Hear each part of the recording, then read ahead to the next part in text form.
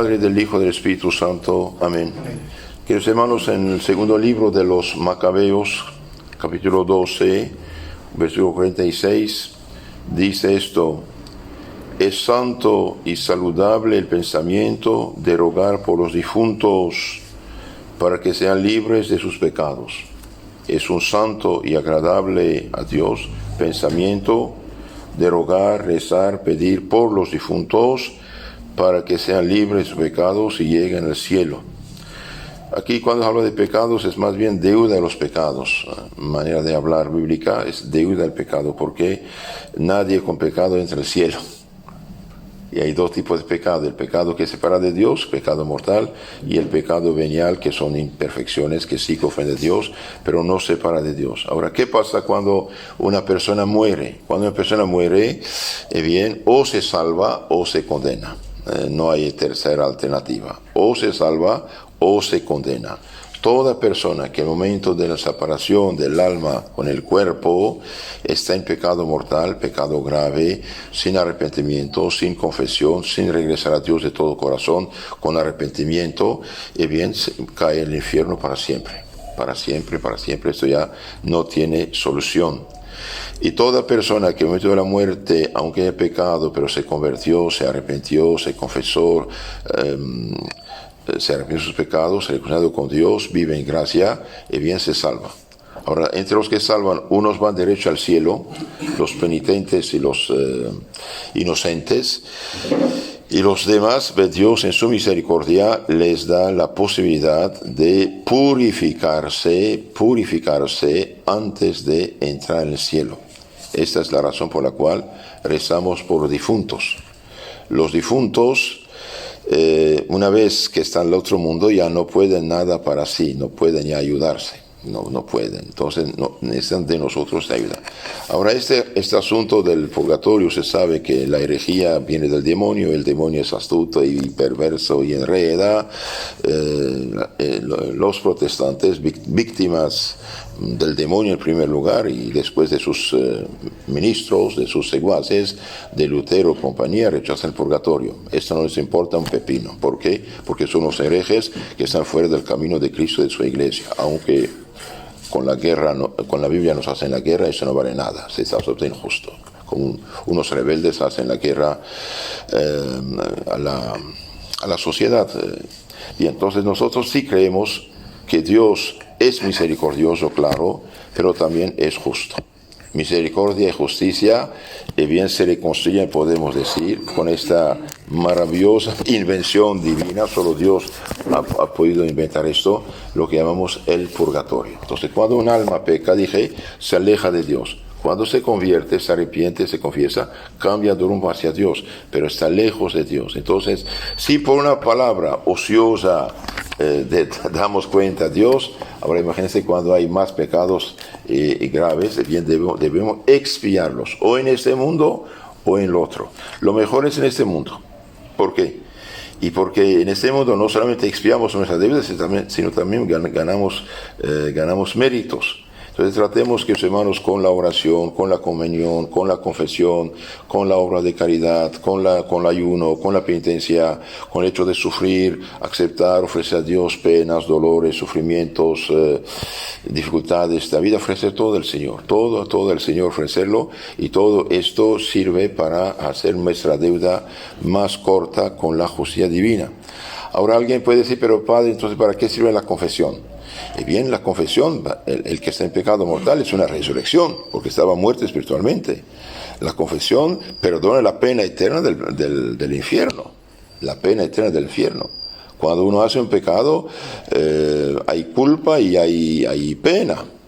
Hay culpa y hay pena. Entonces la culpa y la pena del infierno están perdonados, pero queda algo que pagar la justicia divina por haber pecado después del bautismo.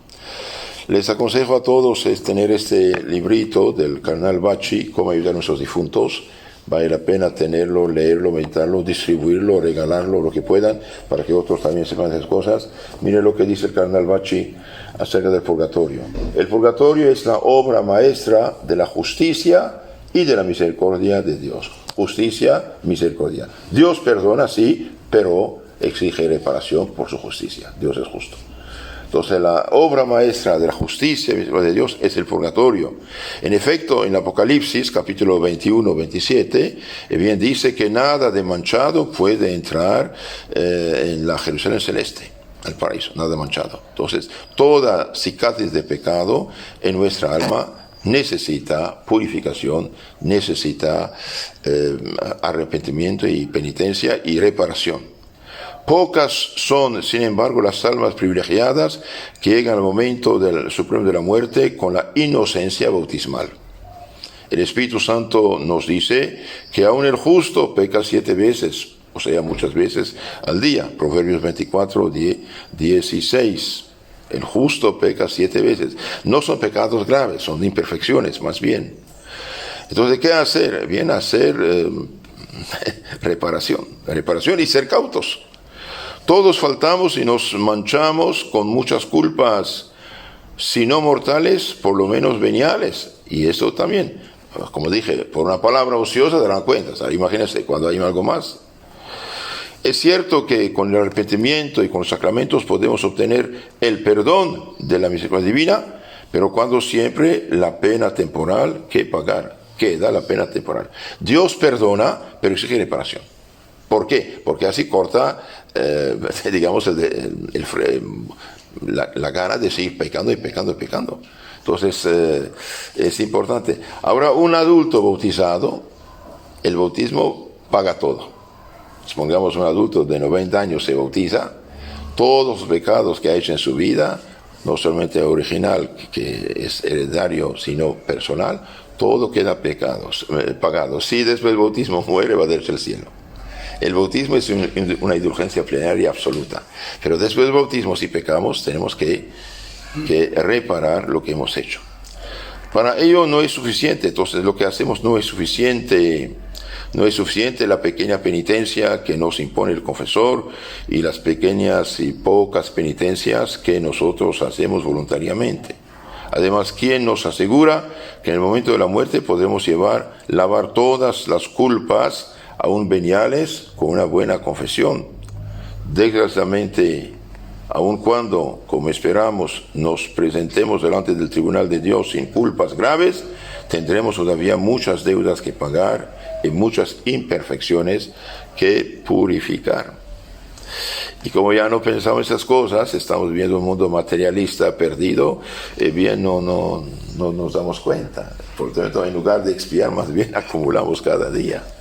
Y es bueno en esta fiesta de todos los fieles de pensar en esas cosas, que no solamente tenemos que ayudar a nuestros difuntos, o incluso a todos los difuntos, porque no es casa cristiana, pero tenemos que pensar en nuestra propia alma. Entonces, ¿qué dice el cardenal Bacci? Sigo porque es importante. La justicia de Dios no nos puede admitir con las imperfecciones, manchas, si cae el pecado. La justicia divina no nos puede admitir imperfectos como estamos y manchados a la bienaventuranza eterna, al goce purísimo de la visión beatificada de la Santa Trinidad. ¿Por qué? Porque nada de manchado puede entrar en el paraíso. Apocalipsis 21, 27. ¿Nos rechazará entonces como rechaza de sí a quienes mueren en pecado mortal y son condenados al fuego eterno? Bien, no. Gracias a Dios, no.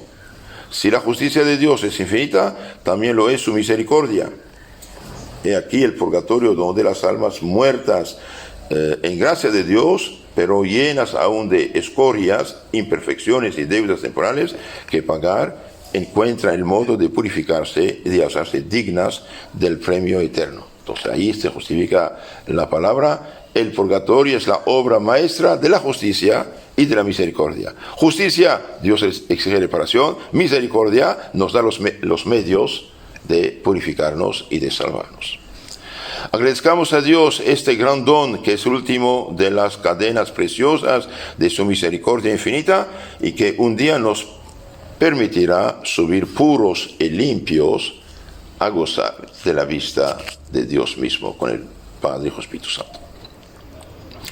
El culto de los difuntos y por tanto la creencia en lugar de expiación y purificación de las almas en el más allá se remonta no solo a los orígenes de la Iglesia católica, sino aún a los comienzos de la humanidad.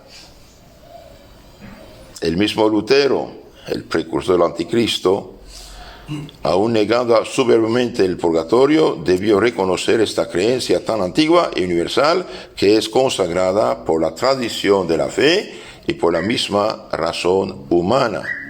Esta creencia encontraba ya entre los pueblos paganos, como lo atestiguan los mayores escritores de la antigüedad pagana, Homero, Esquilio, Sofocles, Platón, Virgilio, etc. Las antiquísimas inscripciones funerarias del mundo pagano rezaban por sus difuntos. De hecho, heredado de la revelación primitiva.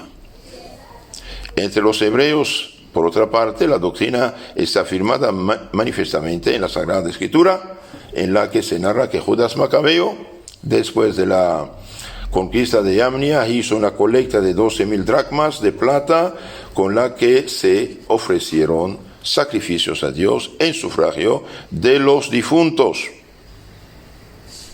Y el texto subraya: es pensamiento santo y saludable orar por los difuntos para que sean perdonados sus pecados. Segundo Macabeos 2, segundo libro de los Macabeos 12, 42 a 46. Entonces, queridos hermanos, es algo importante, algo importante. De veras, si uno pensara no solamente en el infierno, que es la catástrofe por excelencia, porque nadie del infierno ya puede salir, siempre serán desgraciados, privados de Dios, sin Dios, pero bajo el poder del tiránico demonio como un león feroz. Pero si pensamos nosotros en el purgatorio, también podemos evitar muchas culpas, muchas faltas, muchas fallas. Somos viajeros a la eternidad. No somos unos animales que, miren, se acabó. Hoy la pobre gente vaciada su cerebro de todo pensamiento sano, de la lógica, del sentido común. Yo ya no creo. No crees nada vale tu palabra. Tu palabra nada vale en medida que no corresponde a la realidad. Nuestra palabra no hace lo real. Cuidado, cuidado. La gente ya no piensa pensar. Estamos en un mundo que pretende que saber leer, escribir, no sabe nada. Usted tiene gente alta en la administración pública y privada, profesionales, directores, esto, aquello, pero en filosofía, en religión, son ignorantes de primera. No sabe nada, pobre de ellos. ¿Qué hacemos? La descristianización empezó con el falso humanismo del Renacimiento y progresó a paso de gigante con el protestantismo, y ahora en la Iglesia Católica llegamos a la situación actual. Es una catástrofe. Entonces sí, el purgatorio sí está en la Biblia. Segundo Macabeos 12, 42, 43. También en el Nuevo Testamento se encuentran testimonios bastante claros de esa doctrina del purgatorio. Jesús habla de pecados que no podrán perdonarse ni en esta vida ni en la otra. Entonces, si hay pecado que no se perdona ni aquí ni en más allá, otros sí se perdonan. San Mateo 12, 31, 32. De esto, los padres de la Iglesia deducen que hay pecados veniales, perdonables, que pueden purificarse, perdonarse después de la muerte. Además, San Pablo, 1 Corintios 3:10, dice, habla de obras imperfectas, de pecados veniales, que serán expiados, purificados en el fuego después de la muerte. Esto evidentemente no puede suceder en el infierno, sino solamente en el purgatorio, porque el infierno es eterno y para siempre. Es imposible dar cuenta aquí de todos los testimonios de los santos padres, de los papas y de los escritores eclesiásticos que dan fe de esa doctrina desde el comienzo de la Iglesia. Desde el inicio de la Iglesia siempre ha rezado por los difuntos. Por otra parte, tales testimonios no puede negarlos nadie.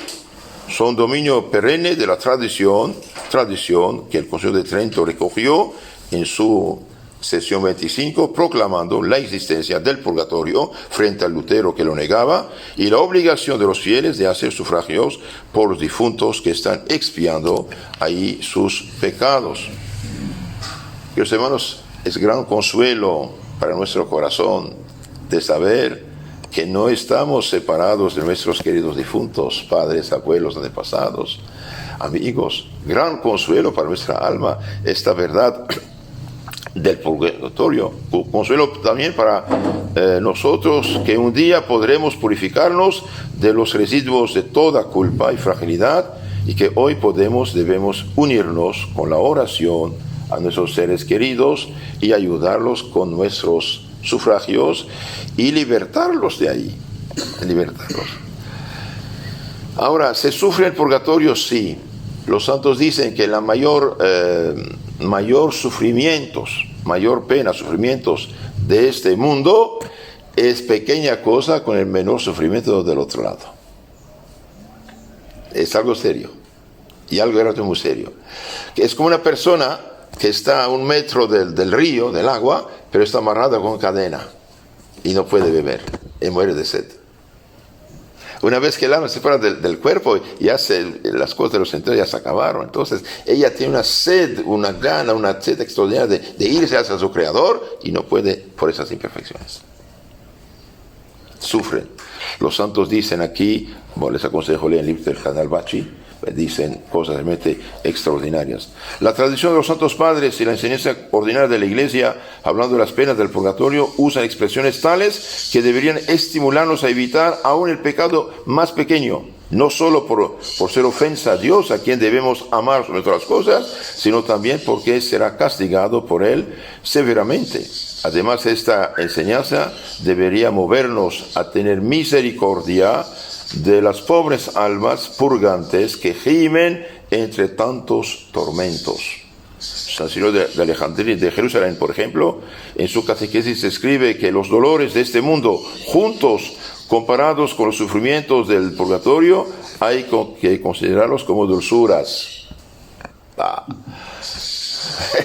Dulzuras. Añade que las penas del purgatorio igualan en lo terrible a las penas del infierno. Solamente son para purificar y llevarnos al cielo, mientras que la del infierno es para castigar. Y añade que las penas del purgatorio igualan en lo terrible a las penas del infierno, y solamente tienen la diferencia de que las segundas son eternas, mientras que las otras tendrán fin un día. Santo Agustín nos asegura que la pena más pequeña del purgatorio sobrepasa las penas más grandes que pueden sufrir en la tierra, y añade que el fuego de este mundo, comparado con el que atormenta a las almas del purgatorio, puede considerarse como pintado. Dios mío, Dios mío. Entonces es algo serio, algo serio. Bien, como no quiero alargar, ¿cómo podemos ayudar a nuestros difuntos? Bien, con oración, con limosna, ofreciendo nuestras penas, dolores, sacrificios, y rosarios, oraciones, claro. Pero también algo muy importante, y que es el mayor de todos, es la Santa Misa. ¿Por qué la Santa Misa? Porque es el sacrificio de Cristo. En la misa Cristo está con nosotros y por nosotros. El cardenal Bachi dice: podemos ayudar a nuestros difuntos con la oración. Este es un medio fácil, posible a todos. Rezando por nuestros difuntos, nos sentimos unidos a ellos. Nuestro corazón experimenta alivio y nuestra alma está más segura de recibir de ellos la correspondencia eficaz, porque las oraciones que ellos hacen por nosotros serán más agradables a Dios misericordioso. Y el segundo medio, podemos ayudarlos, dije, con la Santa Misa. Muy interesante esto. Ofrecida en sufragio por ellos, ofreciendo el sacrificio eucarístico, ya no somos nosotros solos los que rezamos, sino que Jesús mismo, el Salvador, se une a nosotros y se ofrece a sí mismo como víctima de expiación para la purificación perfecta de las almas purgantes. Por esto la misa tiene un valor infinito y bastaría una sola para vaciar el purgatorio. Entonces Jesús ofrece su sangre salvadora en expiación por estos difuntos. Se cuenta que en la historia que había dos monjes, sacerdotes, hicieron un pacto. El primero que muere va a recibir ayuda del otro. Y uno de ellos murió, y el segundo en la tierra supo o hizo oraciones, rosarios, etc. por su amigo, pero no pudo ofrecer la Santa Misa porque tenía compromiso de ofrecer por otras intenciones la misa pedida. Entonces una noche su amigo difunto, con cara de enojadísimo, le aparece y lo señala como traidor, que no cumplidor de la promesa y del pacto concluido. Pero disculpe, Padre, recé por ti, no es suficiente, dice, necesito para libertarme de este fuego purificador de la sangre de Cristo. No tengo otra solución. Entonces el día siguiente, el sacerdote que tuvo esta visión que se hace por permiso de Dios. Las almas de los difuntos del infierno o del cielo no pueden hacer turismo como quieran. Excepcionalmente Dios permite unas cosas, pero nada más.